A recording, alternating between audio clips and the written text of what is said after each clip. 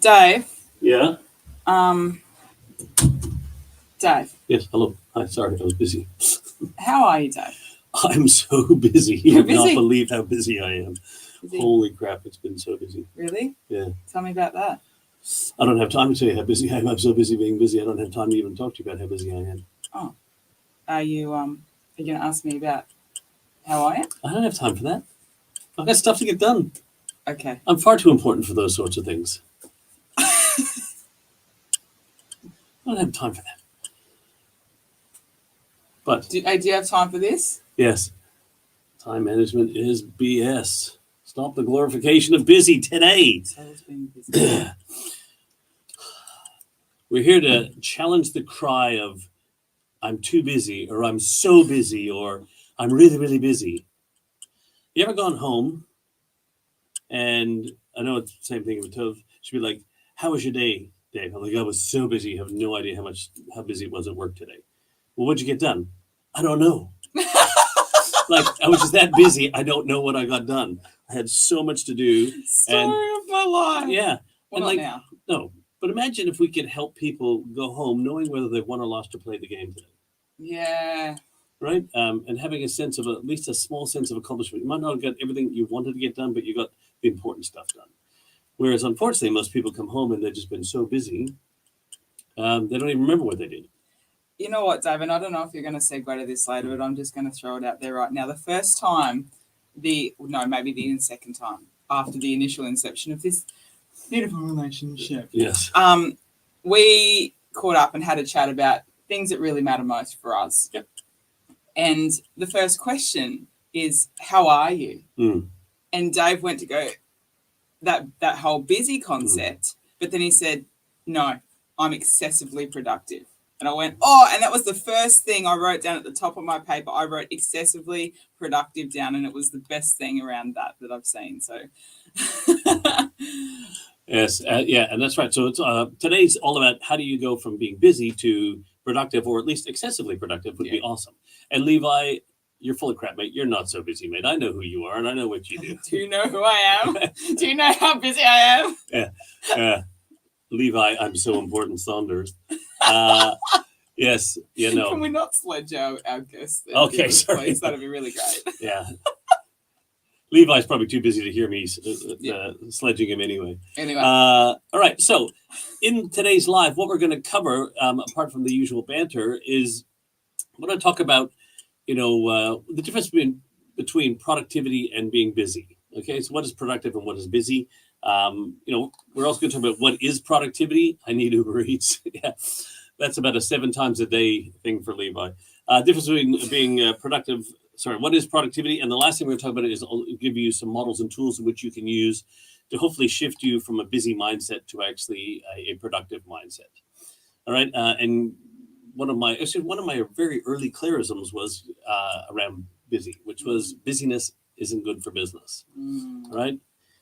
Too many businesses thrive on busyness.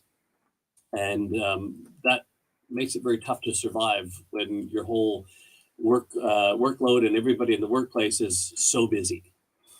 Right, so we're going to talk about that. First thing I want to talk about around being busy, though. Here's the interesting part. Why are people so busy? Like, why do we proudly pound our chest and go, "Look at me, I'm so important because I'm so busy." Right? We get this. If we're not busy, what are we doing? Like, imagine if we're not like jumping from one thing to the next, and you're actually sitting there doing perceivably nothing. Ooh. What are you doing? God forbid you enter the ocean of your own thoughts, Dave. I know. And God forbid that we allow people to actually think in the workplace. Right? Yes, absolutely. We are successful in spite of ourselves at the best of times. Successful in spite of ourselves.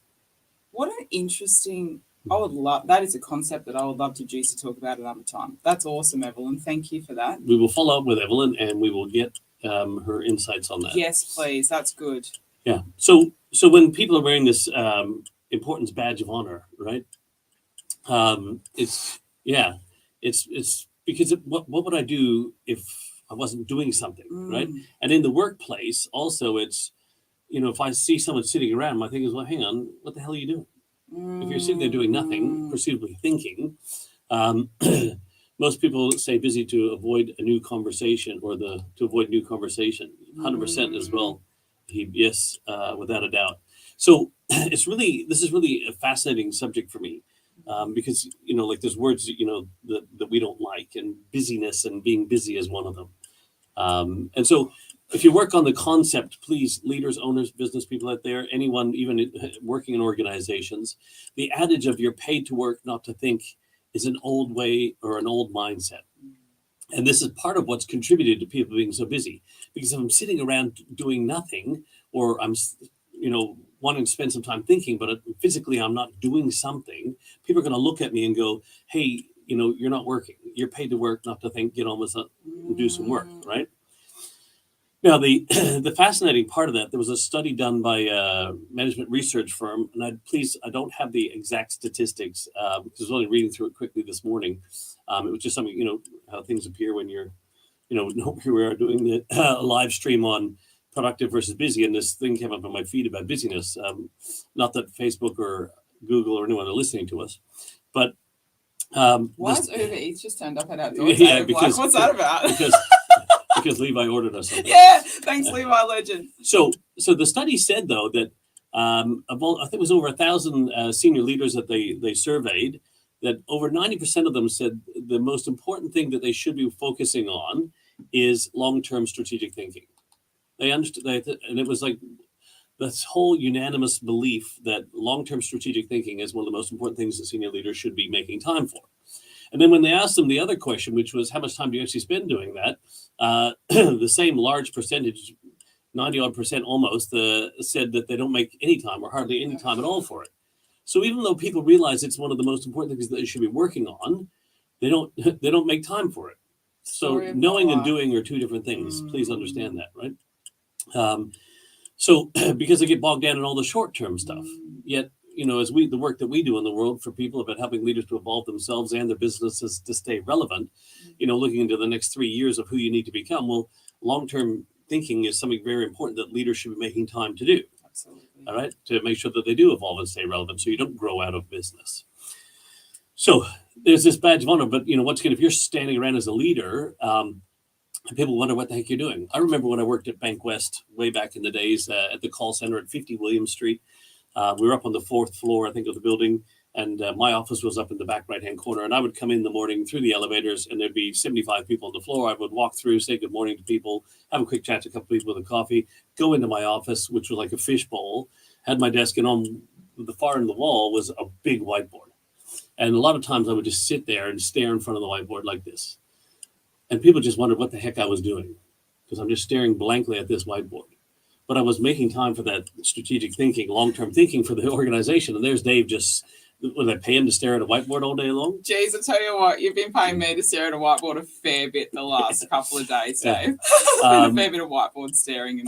But I was making time for that, right? Because that was part of my role. I saw it as one of my high payoff activities, which we'll talk about shortly, was for me to be constantly thinking about where we are, where we're going, and why we want to get there, and how we can improve things, right?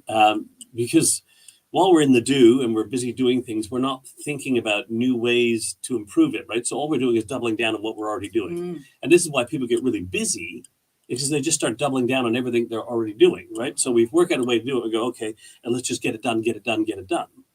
And then you're always going to do it that way. You're never going to be able to shift your thinking, as we've always talked about, shifting your thinking to drive new behaviors to get new results, because you're not making time to think in the workplace, because we don't see thinking as productive work. Now, thinking may not be the thought, like the process of thinking may not be a high payoff activity, but making time to think is definitely, because the results of that will help you to see different ways to do things. And that'll help you to constantly evolve and stay relevant in terms of your business and your role as a leader. Otherwise, just double down on what you're already doing, get as busy as you can, because there's only two ways to get greater results. Okay? Number one, which is the most common way, which is working longer and harder than you ever have before. Woo! Right? So, well, how many people do you know out there who have been working longer and harder than they ever have before? Yep. Right? in their roles and their businesses and that, because does the demand for greater results stop? No. Consumer demands are constantly, like, we're almost the things that are creating our own problems. So we want things cheaper, faster, smarter, whatever, higher quality, all this sort of stuff. So our demands as consumers are constantly going up. So people in the workplace then have to constantly meet those demands. And then when we're at work, our consumers are asking the same thing of us. 100%. And so the only way to do that is to work longer and harder with the same thinking that you have. And this is why people are doing it. And there's more people in the world right now. Yeah, and there's more people to serve, things. And people want more things. So that's the one way. The other way is actually to shift your thinking, to come up with a new way of doing, to drive new results and get you the success that you're looking for. But if you don't see making time to think as a high payoff activity or something, like in terms of a way to be more productive, well, then you're just going to have to double down on what you're already doing and work longer and harder. And this is why then people are busy. They keep saying they're so busy. And Evelyn talked about working in the state of flow, right? Which is so cool. And my big take on flow, right? So, as leader, our job is to be influential, right? Leadership's all about influence, and influence is about getting into flow. So in the prefix for into, influence, the Latin derivative of fluid or flow. So our job is to help people get into flow state, because when you're working in the state of flow, you're at your best. But how do we help people get into that state of flow if we're not spending some time thinking about how to improve, or allowing our people time to think, giving them the freedom to think, to do that, right? So there's all this going on. The other sad part about this busyness thing is it's almost like it becomes like a drug, right? It's like the dopamine hit, because I'm needed here. Yeah. And right. And so the sad part of this busyness that happens is that it starts to impact all areas of our life. It means it impacts us. We don't make time for ourselves. We don't make time for our family, community, friends, your spiritual, your church, whatever it might be. You don't make any time for that. All right. It's gotten me in the feels. It just sounds like busy, but holy heck. Right. Honestly. And so then there was a gentleman I was working with, a automotive glass company in Canada. And there was one guy, actually, he was so busy that he was working there. It was normal 9-10 hour day, but he was actually 12, 14. And it got to a stage where he ended up actually, they put a cot in for him to sleep overnight, because he was so important. He was so busy. He needed to be there. But in actually having a chat with him, he said, "Look, Dave, in all honesty, like I'm needed here. I don't feel I'm needed at home. When I get home, my relationship with my partner is really bad, and so I'd rather just stay here where I'm wanted." Oh. And well, yeah, no, but it was the same behavior that got him to have that bad relationship with his partner, so that it was this almost self-fulfilling prophecy that I'm just keep going where I'm needed because I feel wanted here. And it's the fact that his partner didn't feel wanted because he spent so much time at the office that she didn't want him, and therefore then the workplace wanted him, because hey, if you want to work as long as you want. But that was just a recipe for disaster. It was like what Evelyn was saying before: successful in spite of ourselves, but we're also blowing ourselves up in spite of not wanting to blow ourselves up. So it goes both ways, Right. And I've always said, and from employees out there, and if you're being busy and you're working longer and harder and things like that in an organization that presumably does not care about you and your health and your well-being, and why do we think we have all this mental health issues and workplace harassment, bullying, stress, all these things are all connected, right? But they're not all going to, I guarantee you, when you're laying in your grave, that the senior management of your organization are not going to be looking down at you going, "Well, there's the greatest worker we ever had." They'll just be moving on to the next person. They're not even going to be at your funeral, man. No. So don't kill yourself for that at the expense of people who love you most being your family and everything like that. And that's proverbially and literally. The amount of people that I have seen in the fitness profession over the last 15, 20 years that are literally killing themselves, maybe not today, but over the course of 5, 10, 15, 20 years, I need to be careful not to cry, is mind-blowing to me. And I've done it. I've been there. I don't know about you, Dave. I threw myself into work in a way, A, to avoid my feelings. I did that a lot last year.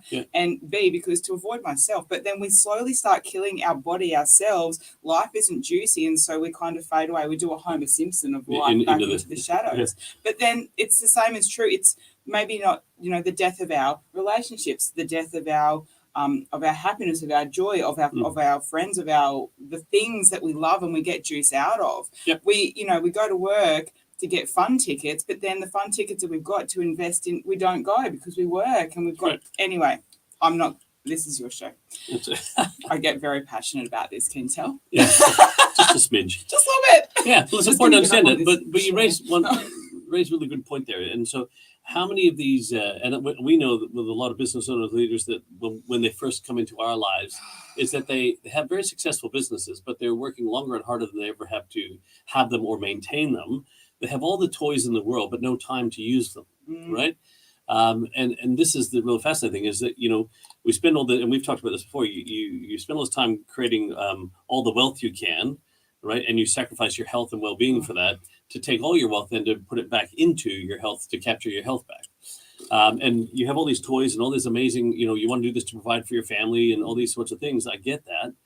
But all your family want is your time to start with. And all the toys in the world you can't take with you at the end. And if you don't have, aren't able to make time to use them, what's the point of having all the toys? Other than it's I have more toys than you do toy box scenario, right? Which doesn't work. So, which leads me to one other point I want to share before we actually start looking at, the three key points we want to cover through this, is that please understand you are the creator of time. Time is a mental construct created by humans. So when you sit there and go, I don't have time for that, homie ain't got time for that, right? What you're saying is, I'm choosing not to make time for that because I'm going to make time for something else. When you say, I'm too busy to see you right now, what you're saying is, whatever else it is I'm working on is more important to me. I don't have enough time to spend doing that right now. You have the time, but you're choosing not to. And I'm not saying that that's a bad thing. All I'm saying is, at least own it, right? Imagine if we could actually sit there going, hey, I really appreciate the opportunity to do that, but I'm choosing to do this instead, rather than saying, I don't have the time for that right now. People go, I understand, time is precious. Don't hide behind time. Please don't be that guy, because that is such a cop-out. Yeah. I need to shut up. That's great. but please understand, so this is all about if you can embrace the fact that you are the creator of time, you can make time to do the things you want to do. This guy. Yeah. Levi, as he's watching this, did you have time to raise a son prior to having a son? No, but you made time to raise a son, and he's one of the best fathers you'll ever meet. Oh, touche. Yeah, all right, and he's making time for that. As a father myself, I don't have time for kids, but I make time for kids because they're the most important things.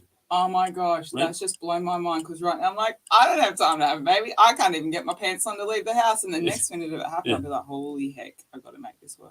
Yeah. Great call, Gary. Priority management and sacrifice management. And, to me, time management and all this. Solid. I'm writing that down. So the one thing I talk to people is why the coffee mug says time management is BS, and I'll talk about it very quickly in a moment, is please understand that you can't manage time. Time just happens. It's self-management. It's self-leadership that is the most important thing. Busy people are slave to time. Productive people are ones who understand self-leadership or personal leadership. So friggin' true. See? Don't tell him that he's right, Levi. Jeez, man, I've got to still fit in this room, Anyway, so moving right along. So please understand that you are the creator of time. So one of the things I would love for you to take away from this live stream is that you choose to make time for something or not. We all have, the adage, we all have 1,680 hours a day, or a week, 1,440 minutes a day, whatever the number is. 168 hours, I think. Yeah, and what's it, 1,440 minutes a day? Yes. Yes, and we have the same amount of time as all the other people do. All the famous, the Mahatma Gandhis, to the Nelson Mandelas, to the Elon Musk, to the Richard Bransons, to the world. We all have the exact same amount of time. It's just where you choose to spend it. Okay? So choose wisely. And Evelyn made time for 4 children. So that's so that you can do this stuff, right? But you have to first embrace the fact that you are the creator of time.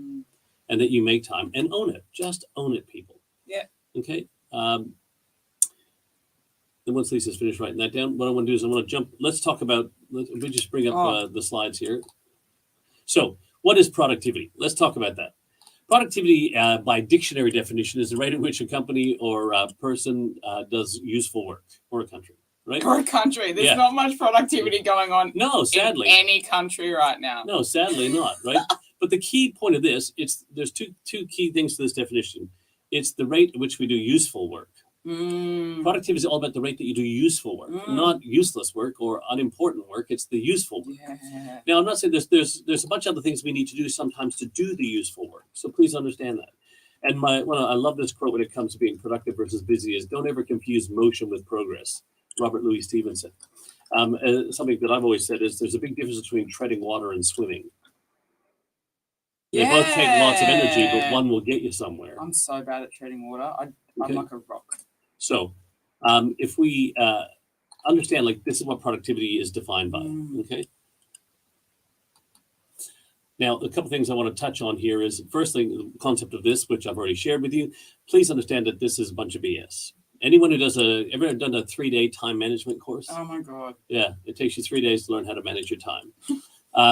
When anyone who has a watch out there, please stop your watch from ticking, which is fine. You can stop your watch from ticking, but time keeps ticking. Time's been managing itself for the last however long. Why do I take a 3-day course to manage it? Time's like, really, girlfriend? I don't think so. So we run like 4-hour productivity workshops, which is how to manage yourself or how to lead yourself to become more productive. It shouldn't take you 3 days to learn how to manage time when you can't manage time to start with. Can you manage this? Because I'm clearly that's fine. Not the most productive use of my time. So the simplest way to do this, and Lisa and I went through this exercise as we're looking at our new objectives for the next quarter and everything like that, is how do we define what productivity looks like for us? So it's your outputs over inputs. So if we can achieve more outputs with less or equal inputs, then we are more productive. Once again, it's the rate at which we do useful work. So this is a really simple formula for productivity. So when you think about your own work, is if I can spend less or equal time doing the right things to achieve better outcomes, that would make me more productive. And your inputs then, as you've heard me allude to the word before, are your high payoff activities. What are the highest payoff? The things that give you the most payoff in terms of if I choose to make time for these things or invest time in these things, it will create greater outputs, which means I'll become more productive. The rate at which I will do useful work. Dave, can I just share with you on that slide, if you can go back one? I've just realized I thought that I was the most unproductive person on the face of the earth, but I have nailed how to still be able to have cake for breakfast, be fit, healthy, and strong for a lifetime by managing or knowing how much output I need to do versus how much cake I want to have, and therefore still be able to have it for breakfast and be fit, healthy, and strong. That's productivity. I'm really productive at eating cake. Wow. Yeah. Wow. Don't care what you want to be productive at, so just be productive instead of busy eating cake. Yeah, I love being busy eating cake. No, you don't. You love being productive at it. So the main thing here is please, please, please focus on being productive instead of busy. Anybody can be busy. And we hopefully have addressed this badge of honor, right? So what's the difference between being productive and busy? And so Gary said busy is like swimming against the current, not a recipe for success. 100%, mate. Like you said, a lot of energy spent, but you're not getting anywhere, right? So people have asked me, now this visual model is something I've created. Now I appreciate it's probably, if you look at, Covey has written a lot about the priority matrix and all these sorts of things, important versus urgent and all that sort of stuff. But I wanted to find the simplest way I could to help people understand the difference between being productive and being busy. Now, another catch cry in the workplace that we get a lot is actually this, we got to improve efficiency. We need to become more efficient, more efficient, more efficient. And that caused a lot of people to become extremely busy because efficiency was about making sure that we got everything done right the first time, right? Reduce rework, right? And how do we become more efficient? And so this is what busy people do. They go, okay, here's all the stuff I'm working on, and I got to make sure I do everything here right, so there's no rework and I don't have to redo it again, because that's just a waste of time doing it. There's another old cliche that says, if you don't think you can find time to fix it, if you don't have find time to get it right the first time, how did you find time to fix it the second time, right? So we get this mindset we all have to make sure we're doing everything right, and we get so focused on whatever we're doing to make sure we're doing it right, we forget to ask ourselves the very simple question is this the best use of my time right now? Is this the right thing to be working on at the right time for the right length of time? So busy people go efficient first, right? Whereas productive people say, hang on, let's do the right thing at the right time for the right length of time. Then let's focus on doing those things right. So it's about effective first, efficient second. And then whenever we're working with organizations, let's say, one of our goals is to improve our efficiency. And that's one of the words that just triggers alarm bells for us is we go, well, hang on, talk to me about efficiency. What does that look like? What does that mean to you as an organization? What if they want their staff to be more efficient? Oh, those two words do not go together. So please, and by the way, if you want this model and everything like that, hashtag productive, just put productivity. I'll give you the mouse in a second to put it up. But we're going to do hashtag productivity, and we'll get you a copy of this model. There's also a link that we can send you that I know if Tiana's watching this, that she's ready to fire through to people at the same time. I have this printed in A2 in my studio back on the Gold Coast, the effective versus efficient circle. It's best thing. So, yeah, and it's such a powerful tool for that. And a lot of our clients actually do print this out and actually put it up on in their workstation. Yep. So.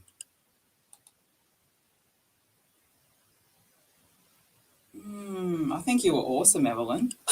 That's what you are, legend. You're a rock star. Yeah, 100%. Well, you don't be the only one to be the best judge of that, Evelyn. But if you've achieved all your goals and you've done it without burning yourself out, could you have done it more productively? Possibly. Could you have done it in a busier way? Probably. That's up to you to determine, but great thing to reflect on, actually. A great thing to look at yourself and then how you've processed this sort of stuff. Were you doing the right things at the right time for the right length of time? And then were you making sure you got those things done right? And if you can answer yes to all that, then you were fairly productive. Yeah. So please accept that as a simple model to think through. Now, the next thing I want to share with you is understanding this. So the old story about the big rocks in the jar, and I know we're getting really close on time, so most people have heard this, but the 6 big rocks in the jar, there's the sand, the gravel, the water, and everything like that, and then the 6 big rocks. The moral to the big rocks in the jar story is very fundamental. Most people think that, there's always room for more. No, the moral to the 6 big rocks in the jar is if you don't put the 6 big rocks in first, you won't have any room for them. When you fill the jar up with sand, gravel, and water, the 6 big rocks, for some scientific reason, don't fit in there. Really? And this is the way it works for life. So when we identify what those high payoff activities are, if we're so busy doing all the busy work, we don't have time to do the important work. And that's what that whole urgent versus important time matrix is about. And we talk about long-term thinking and all that sort of stuff. So the main thing is to be able to identify what your 6 big rocks are. And that's not the 6 goals that you need to accomplish, where a lot of organizations and other business methodologies call your 6 big rocks the 6 big goals you need to accomplish. No, your 6 big rocks are the things you must make time for to achieve your goals. These are the inputs for the outputs. Is there a reason for 6, or is it just a great number? No, just seems to be a great number. Okay. What would we say? I think it was 78.4% of statistics are all made up. The thing is, though, because if there's 5, I can have I can count on my fingers because I'm a personal trainer, and I can have the cake in the other hand. Yeah, well, that's 6 things. Oh, because cake, of course, goes without saying. Yes. So fundamentally built on the Pareto principle. So Pareto, the Italian economist, he said that 80% of the results come 20% of the efforts. And that's the 80-20 rule has been around for a very long time. And it's really just a rule of thumb. But please understand that it's a fairly accurate tool all these years. Here we are into the future. Successful clues, right? Right. So, 100%. So the thing is then the 20% of the things you do. So when you're thinking about mapping out your week and what you're going to create time for to be productive, is what are those high payoff activities? What are the 6 things that you should block out time for that are going to drive you the results, the inputs that will drive the outputs? And when you can get very clear on what these 6 high payoff activities are, and then you can start mapping them into your calendar in terms of your time picture, you can create what is called an ideal week, right? So, sorry, Evelyn's just put a comment. Yeah. 100%, Evelyn. It is quite an accomplishment, and only you can answer that question. So, loving the love that our people are giving each other on the stream this morning, Dave. Yeah, 100%. You guys are awesome. Yeah, Gary, thank you for your comment on Evelyn's thing there. I totally agree with you. But yeah, from us, that sounds excessively productive, right? So, if you get your high payoff activities all mapped out, you can go, here's the 6 things that must be accomplished, or the things that I must be working on in my calendar that will drive the thing. This is the 20%. So this might only take up 8 to 10 hours of my calendar. But if I get these 8 to 10 hours of the things that matter most right, in terms of the behaviors that I should demonstrate that will drive those results, and then I block those out into my calendar first, I'll have plenty of time for other stuff. And I'll just show you why, because here's what it would look like. in a time picture. So all the yellow stuff, this is an old time picture from an old role that I had, but all the yellow stuff was all my high path activities. And then you could see all the blank space and all the gray space that was available for everything else that needed to be done. So when you do hashtag productivity, one of the extra bonuses, we'll give you the template we have here for creating your ideal time picture and the high path activities for this as well. Okay. So everywhere. Yeah. So there's Lisa's got one. We've actually just been working on our new time pictures because as our objectives and goals shift, we've been challenging. Okay, is this still the best use of our time? Is this still the smartest thing to do at this time? Right. So this is what's really important. So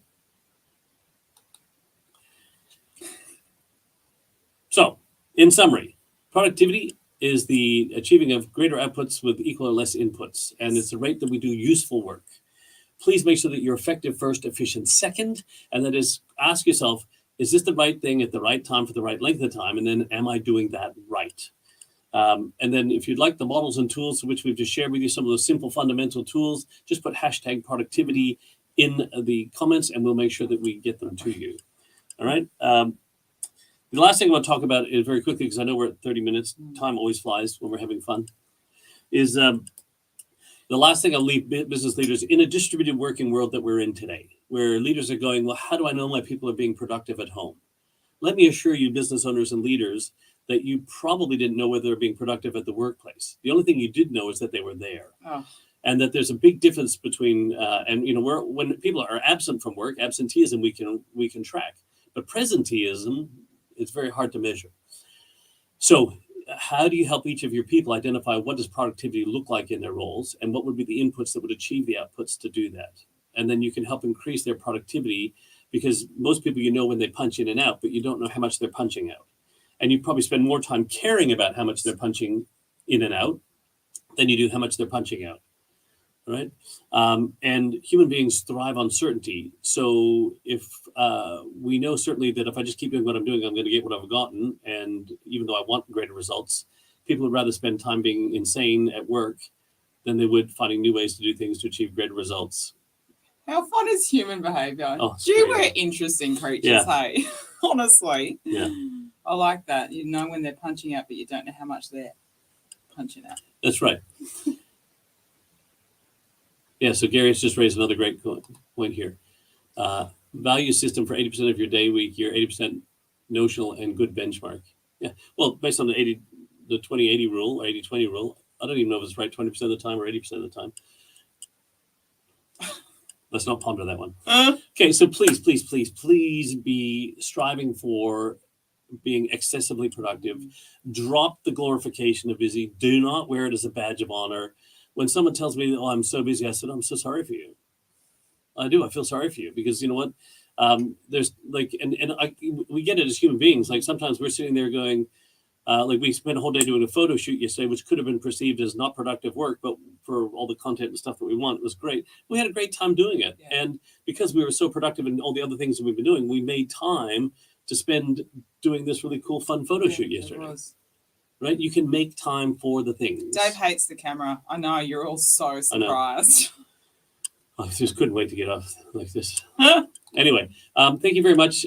Looking forward to catching up with you guys next week. All right. Next week we will be live.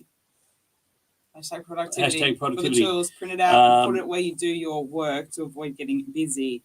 Because we're going to have a play day of productivity, not a work day of busyness. Yeah, so thanks for tuning in. Hopefully it's been useful and entertaining as always. What we'd like to call edutainment, educational entertainment. We're just a cluster. Yeah. Either way works. But we've got to go because we've got other things to be more productive today. So thanks very much, everyone, for your time and attention as always. But please strive to be more productive and drop the glorification of busy. Always. Till next week. Bye.